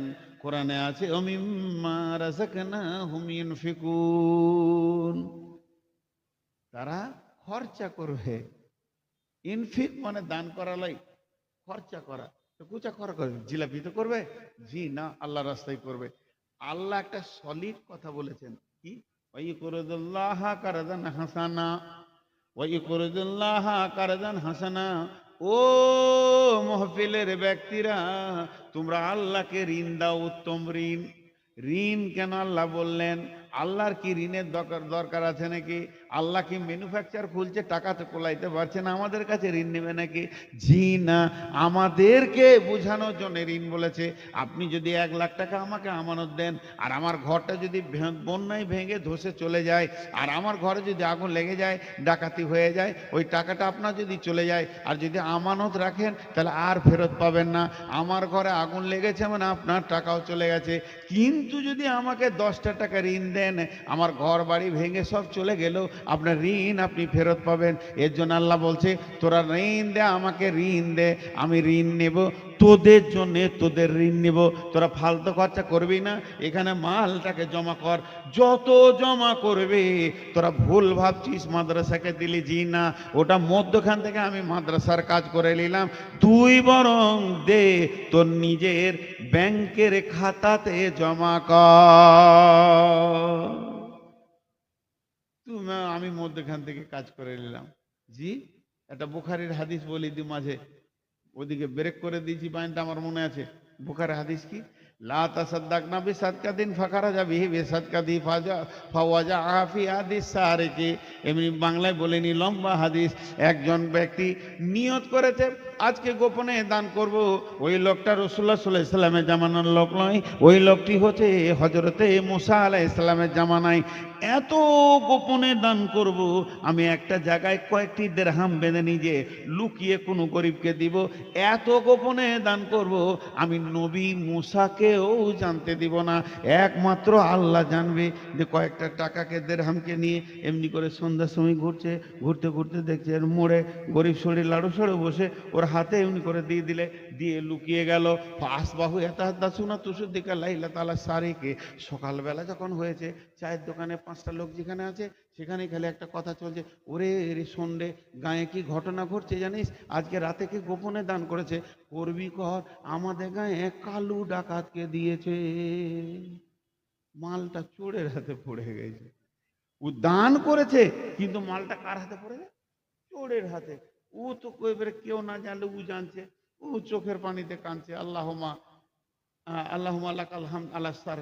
এ আল্লাহ, তোমার চোরের প্রশংসা, তোমার প্রশংসা। আচ্ছা আজকে করবো আবার দান, দান আর একবার করে দেখি।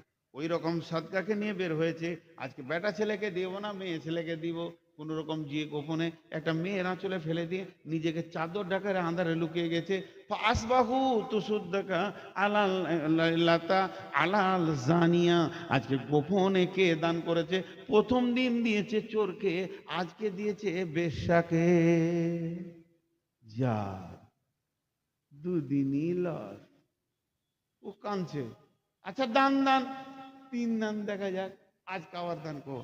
ওই রকম গোপনে দান করে একটা বুড়া সারা লাড়ু সাড়ু লোক 3 মাথা মোড়ে বসে আছে, ওর ক্ষমতা নাই জৈবনের ক্ষমতা, আর না আছে চুরি করার ক্ষমতা, নিজেই দেয়াল ধরে উঠে আর বসে, ওর কোলে দিয়েছে। সকালবেলায় আবার ঘটনা, আল্লাহ কোন দাতা এলো রে চিন্তামণি ফতপুরে, প্রথম দিন দিয়েছে চোরকে, দ্বিতীয় দিন দিয়েছে বেশ্যাকে, আজকে আবার দিয়েছে বড় লোক বকিল হাড় কিপটে মালকে। যা, এখনো কাঁদতে শুরু করেছে, খুব কাঁদছে, আল্লাহ আমার দান তুমি কবুল করনি। হাদিসের ভাষা আছে উতিয়া কিলালাহু, ওকে আল্লাহ কিভাবে বলছে, ও কিভাবে বুঝছে এটা আল্লাহ জানে।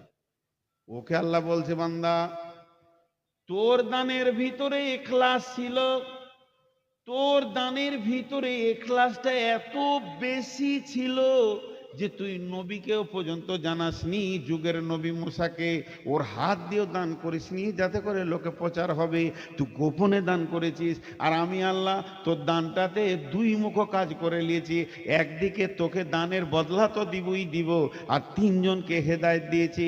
চোর যখন মালটা তোর পেয়েছে চোখের পানিতে রাতে উঠে কাঁদছে, আল্লাহ আমার নাম কালু ডাকাত, এলাকার মধ্যে সেরা চোর, মানুষ আমাকে নোংরা চোখে দেখে, আর আমার ঘরে তুমি বিনা মেহনতে টাকা ভরে দাও, আমি লোকের টাকা ছিনতাই করে চুরি করে ডাকাতি করে রুজি রুটি খাই, আর বিনা মেহনতে তুমি টাকা দাও। আমি ভেবেছিলাম পৃথিবীর মানুষ আমাকে কাছে বসতে নেয় না, তাহলে সামান্য মানুষ যদি আমাকে বসতে না নেয় তাহলে তোমার মতো রব আমাকে কেমন করে নিবে, রবের কাছেও আমার হয়তো জায়গা নাই, এটা আমার ধারণা ছিল। কিন্তু আজকে আমি বুঝে নিলাম, এই আল্লাহ তুমি আমাকে কত ভালোবাসো, আমার ঘরে বিনা মেহনতে টাকা ভরে দিয়েছো। আজকে আমি তওবা করছি, না খেয়ে কুকুরের মতো মারা যাব, আর চুরি করব না।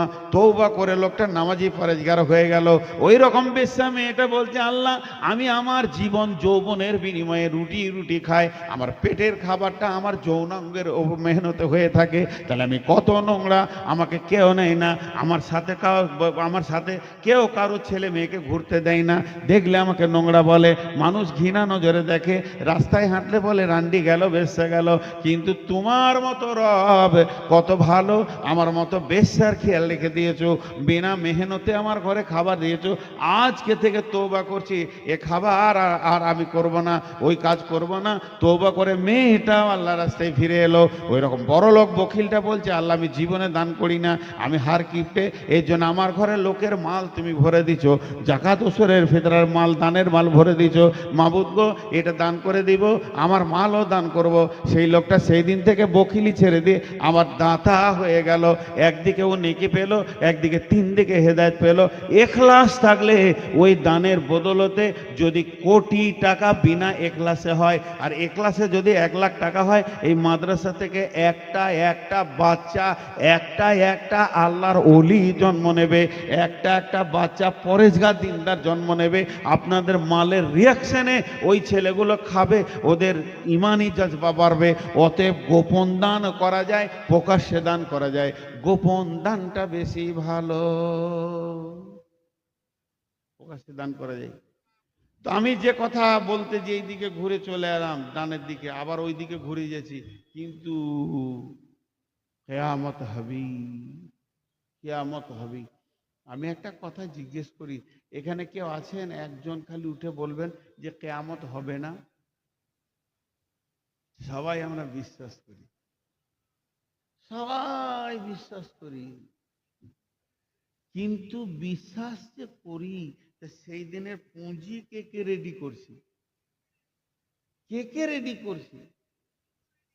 পুঁজি তো রেডি করতে হবে, বিশ্বাসের সাথে তো কাজটাকে মিলাতে হবে, খালি মুখে বিশ্বাস হলে হবে না। আমি একটা হাদিস পড়েছি আপনাদের সামনে, খালি তর্জমা করে দেবো, এর বিশ্লেষণ করবো না, এর বিশ্লেষণটা আশা করছি কালকে করব, রঘুপুরে পলসন্ডাই হাদিসটা বিশ্লেষণ করব। কিন্তু শুধু শুনিয়ে দিচ্ছি কিয়ামতটা কত দূরে আছে। রেল লাইনের দুদিকে তাকান, খালি ফাঁকা, এদিকেও ট্রেন দেখা যায় না, এদিকেও দেখা যায় না, কিন্তু আলোটা লাল ছিল সবুজ হয়েছে, লাইনের মাঝে আর থাকবেন?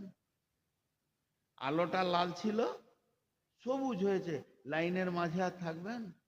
আসছে বুঝে নিয়েছেন ও মাল আসছে, দম দম দম দম করে চলে আসছে, থাকবে না।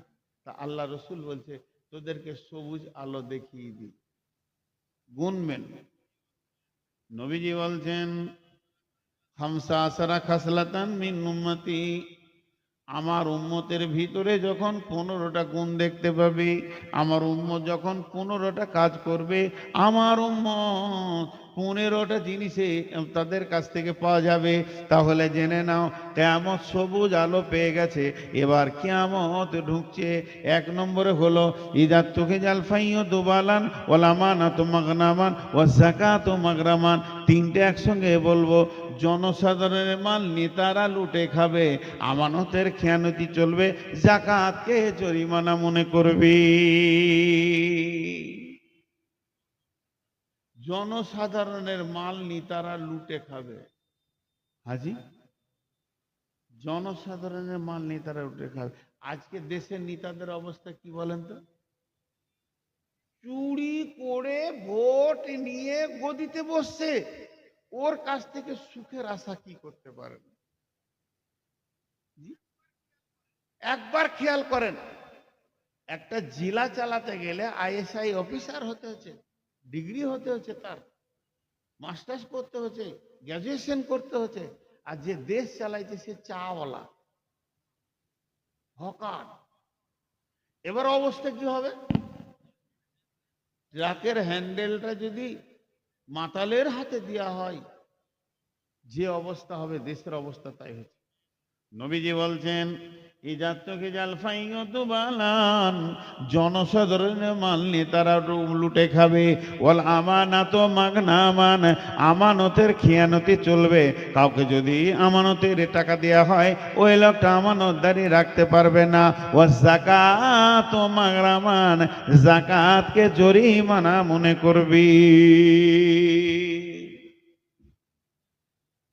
দেখেন এগুলো চলছে কি চলছে না, আমি আজকে বিস্তারিত বলবো না।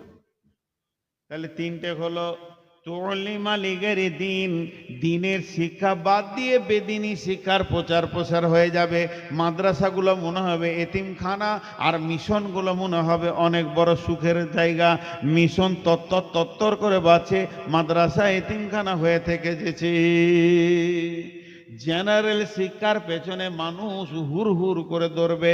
একটা বাচ্চা পুতুলের মতো জন্ম নিলে মা বাপের মাঝে যখন ঘুমাবে, স্বামী স্ত্রী যুক্তি করবে কোন মিশনে দিলে ডাক্তার মাস্টার হবে। মা আমার, বন্ধু আমার যেদিন মরে যাবে, মা আমার, ভাই আমার যেদিন মারা যাবে, উকিলের ওকালতি শেষ, জজের জজগিরি শেষ, ইঞ্জিনিয়ারের ইঞ্জিনিয়ারিং শেষ, ডাক্তারের চিকিৎসা শেষ। যেদিন আজরাইল আসবে সেদিন ওর সমস্ত ডিগ্রি শেষ। কিন্তু মৌলবি লাইনে দেবেন, আলেম হবে, মাওলানা হবে, হাফেজ হবে। যেদিন মরবে নতুন উদ্যমের একটা জীবন পাবে, কিন্তু সেই দিকে মা বাপের খেয়াল নাই। তো অনলি মালিকায়ের দিনই আতার রজলম, 4টা বলা হয়ে গেল। জনসাধারণের মাল নেতারা খাবে, আমানতের খেয়ানতি চলবে, যাকাতকে জরিমানা মনে করবে। আর দিনই শিক্ষা বাদ দিয়ে বেদিনী শিক্ষার প্রচার বেড়ে যাবে। আর 4টা একসঙ্গে বলবো, 8টা হয়ে যাবে। আতার রাজুলম রাতাহু আক্কা উম্মাহু আদনা সাদিকাহু আকসা আবাহু। এমন একটা দিন আসবে রে, পুরুষেরা মেয়েদের পেছনে পেছনে ঘুরবে। যদি এটা বুঝতে না পারছেন, একবার মেলাতে যান। কুত্তি আগে, কুত্তা পেছনে। কুত্তির পেছনে কুত্তা যেমন আশ্বিন মাসে ঘুরে, বর্তমানে যুবকরা যুবতীর পেছনে ঘুরবে। নবীজি বলছেন আতার রাজুল উমরাতাহু আক্কা উম্মাহু, মাকে ধুমকে কথা বলবে, তাতে রাগে হোক মিষ্টি কথা হারিয়ে যাবে। মা সাধারণ কথাতে ধুমকি খাবে। মা যদি বেটাকে হাসতে হাসতে বলে, বেটা কোথায় যাচ্ছিলে, তোমাকে বলতে হবে নাকি? এটাও হলো ধুমকি। অথচ আল্লাহ বলছে কুলু কওলান কারীমা, তুমি মিষ্টি কথা বলো। কালা তানহারহুমা, তাদেরকে ধুমকায়ও না, কিন্তু মাকে ধুমকাবে। আদনা সাদিকাহু, নিকট আত্মীয় হবে, বন্ধু, বন্ধুকে নিকট আত্মীয় বানাবে। আদনা সাদিকাহু আকসা আবাহু, বাপকে ঝিড়কে ঝিড়কে রাখালের মতো বেটারা কথা বলবে, বাপ আর মায়ের মিষ্টি কথা শোনার আফসোস থেকে যাবে, আর বন্ধুকে মিষ্টি কথাতে সুগার বানিয়ে দেবে, আর মেয়েদের পেছনে ঘুরবে। 8টা হয়ে গেল। 9 নম্বরে জাহারাতিল আসওয়াত ফিল মাসাজিদে, মসজিদে জোরে জোরে দুনিয়ার গল্প করবে, মসজিদটা আড্ডাখানা বানাবে। সাদাল কাবিলাতা ফাসিকুহুম, গায়ের বিচারক হবে, নেতা হবে চরিত্রহীন লোক, লুচ্চা লম্পট লাফাঙ্গার মাতাল চোর সুদারু, এরা গায়ের বিচার করবে। গায়ের যদি কোনো একটা বিচার হয় সেখানে দিনদার ইমানদার পরেজগার পাওয়া যাবে না। যত মাতাল সুদারু লাফাঙ্গার আর আপনার কিনা লুচ্চা, যাদের জিন্দেগির গ্যারেন্টি নাই, চরিত্রের গ্যারেন্টি নাই, এরাই মাদ্রাসা, এরাই আপনার কিনা গায়ের বিচার করবে। আর ছাগলের রাখাল পঞ্চায়েতের প্রধান হবে, নিজের নাম সই করতে পারবে না, এরাই আবার নিতার্ক দিতে বসবে। আর ওকরিমার রাজুলু মাখাফাতা সারিহি, মানুষ মানুষকে ভয় করবে, তার মারের ভয়ে সম্মান করবে, তার মারের ভয়ে ডিগ্রির কোনো সম্মান থাকবে না। মাস্টার ডাক্তার ইঞ্জিনিয়ারের সম্মান নাই, মারের ভয়ে ওকে সম্মান করবে। বিশ্বনবী বলছেন এমন যেমন আসবে জাহারাতিল কায়নাতু ওয়াল মাযিফু, ঘরে ঘরে গান বাজনা ঢুকে যাবে, পকেটে পকেটে 24 ঘন্টা টানানা চলবে। আল্লাহর নাম জিকির নেওয়া মানুষের সময় থাকবে না, তাদের কাছে শুধু গান বাজনা বেড়ে যাবে। আর তারা করবে কি? সুরে বাতিল খুমর, আমার উম্মত মদের বোতলে হাত দিয়ে দেবে, মদ অবাধ ভাবে পান করবে।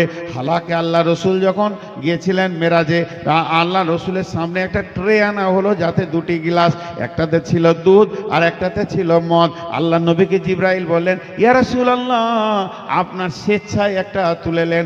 বিশ্বনবী দুধটাকে তুলে নিলেন, মদটা নিলেন না। জিবরাইল বলেন, ইয়া রাসূলুল্লাহ, বেঁচে গেল বেঁচে গেল বেঁচে গেল। কে বাঁচলো? আপনার উম্মত বেঁচে গেল। আপনি যদি দুধটা তুলে নিতেন, আপনার উম্মত পাগল পাড়া হয়ে, সেটা মাতাল হয়ে, আপনার পশ্চিম দিকে সূর্য ওঠা পর্যন্ত মাতাল হয়ে থাকতো, তাদের ঘোর ছুটতো না। আমার নবী তুলে নিলেন দুধ, আর আমরা বাড়ির গাভীর দুধকে দুইয়ে টেনে বের করে 10 লিটার দুধকে নিয়ে গিয়ে পণ্ডিতপুরে লালগোলায় বেচে দিয়ে ওই দুধের টাকাতে বোতল কিনে বাড়ি ঢুকছে। নবীজি নিলেন দুধ, এরা দুধের টাকাতে মদ খাচ্ছে। আমার আল্লাহ রসুল বলছেন, আমার উম্মত মদ পান করবে। লিবাসুল হারির, তারা রেশমের পোশাক পরবে। লানা হাতিহিল উম্মাতু আউয়ালিহা, এই যুগের উম্মতেরা আগেকার উম্মতদেরকে গালি দেবে, লানত করবে। তারা মাথা মোটা ছিল, তাদের বুদ্ধি কম ছিল, হুঁশ কম ছিল, তারা দিন দুনিয়া কিছু বুঝতো না। আমরা অনেক চালাক, আমরা বেশি বুঝি, অতএব সেই লোকদেরকে এরা হেও করবে। 15টা বলা হয়ে গেল। আমি যে 15টা বললাম, এগুলো যদি চলছে তা আপনি ব্যাগটা গুটান। আমি লাইনে দেখতে পেয়েছি না ট্রেন আসছে কিনা, কিন্তু স্টেশন মাস্টার বলছে কামরূপ 1 নম্বরে আসছে। তাহলে আপনি ব্যাগটা হাতে নেন, আপনাকে যেতে হবে গৌহাটি। ব্যাগটা হাতে নেন, ব্যাগ হাত ছাড়া করিয়েন না, বিপদে পড়বেন। সেই ব্যাগটার নাম হচ্ছে আমল নামা। আমলের ব্যাগটা নেন, ওই নামাজ রোজা ঢুকিয়ে আছে কিনা দেখেন, রেডি থাকেন। কিয়ামত আসছে, রেডি থাকেন। কিয়ামত আসছে, রেডি থাকেন। কিয়ামতের মাঠটা কেমন হবে এই নিয়ে আর একটা বিষয় আছে। শুধু ভাই আপনাদের কাছে বলছি, 2 ঘন্টা বকা উচিত, কিন্তু আমি 15টা মিনিট ছুটি নিচ্ছি। আজ টোটাল বক্তব্যটাকে এক জায়গায় জমা করে দিচ্ছি। কিয়ামত হবে, এটা আমার শেষ কথা, বেশি লই। কিয়ামত হবে, এটা আমি প্রমাণ করেছি। মাঝে খালি এতটুকু কথা বলেছি যে সাহাবীরা সেইটাকে কত ভয় করতেন, ওই দিনটাকে কত ভয় করতেন। শেষকালে বললাম আর কত লেট আছে এটা ভাবনায় নিয়ে আসেন। যে 15টা জিনিস বললাম একবার চোখে দেখেন, চোখে দেখেন, চোখে দেখেন, চলছে, রেডি হয়ে যান আপনি। বেঈমানদের বেঈমানিতে কিয়ামত এসে যাবে, কিন্তু আপনাকে ওই গাড়িতেই চেপে আল্লাহর কাছে যেতে হবে। ভাই আমরা কিয়ামতের মাঠে হাজির হব কি হব না? একবার মুখ খুলেন, হাজির হব কি হব না? হব। আমি একটা দোয়া দিছি, আমি কয়েকদিন আগে একটা বড় আলিমের কাছ থেকে পেলাম, এটা আমারও নতুন শিক্ষা হলো। যতদিন বাঁচবো ততদিন শিখবো। কোন একজন ব্যক্তি আমাকেও বলেছিলেন, তো এক মদিনার লোককে আমি বলছিলাম, ভাই আপনার সঙ্গে 2 দিন থাকলাম, আর তো দেখা হবে না, আপনি মদিনার আমি ইন্ডিয়ার। হবে ইনশাল্লাহ বলছে। তখন আমি বললাম তো ইনশাল্লাহ কেয়ামতের মাঠ ছাড়া আর হবে না। আমার মুখে এমনি করে হাতটা দিয়ে বললে এটা বলতে হয় না, এটা বলতে হয় না। আপনাদেরকে একটা ধারণা দিচ্ছি, কেয়ামত মমিনের জন্য নয়। একজন আলিম বলছে কেয়ামত হচ্ছে কাফের, মুশরিক, ফাসিক, বেঈমানের জন্য। মমিন তো জান্নাতে যাবে। মমিন কেয়ামতে স্টপেজ নেবে না, কেয়ামত চিন্তা করতে হবে না। জি, তো এটা আপার লেভেলের কথা। আমরা যা গুনাহ করেছি ওই কিয়ামতটা পার করতেই কঠিন হবে।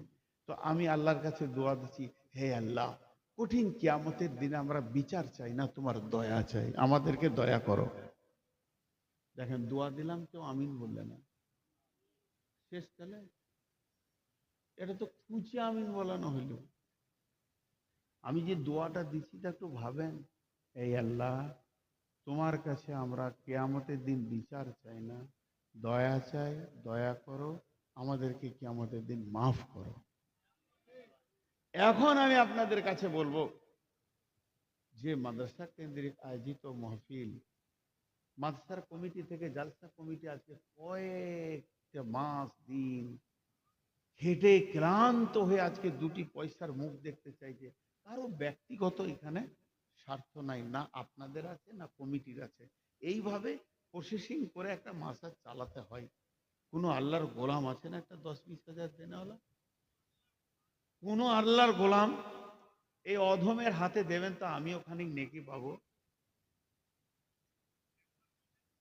একবার বলেন, কোন আল্লাহর গোলাম আছেন একটা 10,000, 5,000, 10,000, 20,000 দেনেওয়ালা? দুর্গম গিরিকান্তর মরুদুস্তুর পারাবার লঙ্ঘিতে হবে রাত্রিতে যাত্রী হুঁশিয়ার, ভুলিতেছে দল দুলিতেছে তরি, ভুলিতেছে মাঝি পথ। কে আছো নওজোয়ান হাঁকো আগোয়ান, হও আগোয়ান হাঁকিছে ভবিষ্যৎ। কে আছো আল্লাহর গোলাম, একবার উঠে দাঁড়ান। আল্লাহর দিনকে কায়েম করার জন্য আপনি আপনার আমল নামাতে 20,000 টাকা জমা করেন, 5,000 টাকা জমা করেন, মাশাআল্লাহ 1,000 টাকা দিন। আর কেউ আছেন আল্লাহর গোলাম? আপনাদের বক্তা আসছেন ইনশাআল্লাহ। কত দূর আছে আমি কি বলবো? বলেন, আল্লাহর গোলাম কে আছেন? রসুলের উম্মত কে আছেন? একবার মুখ খুলেন ভাই, বলেন। জি, যারে বলেন না, দিবেন গো দিবেন। জি, 1,000 করেই দেন, আমি 5,000 চাইছি তাও আমাকে কেউ টাকা দেন? কেউ দেয় না, এটা আমার আফসোস। আমাকে খালি একটা জিনিস দেয়, রাতের শেষে দেয়। টাকা দেয় না, রাতের শেষে দেয়। আর আমার আগের বক্তা এই যে হবিবুর রহমান, মাংস খেয়েছে, হাড় খেয়েছে, হাড়টা চুষে চলে গেছে, একটু লাগিয়ে যান ঝাল মশলা, চুষে চলে গেল। এটা আমার কপাল। আপনারা 1,000 টাকা করে বলেন ভাই, 10 জন। জি, কোন আল্লাহর গোলাম আছেন? 1,000 টাকা করেই বলেন, 1,000 টাকা করেই বলেন। আহা, একজন 3,000 দিয়েছে,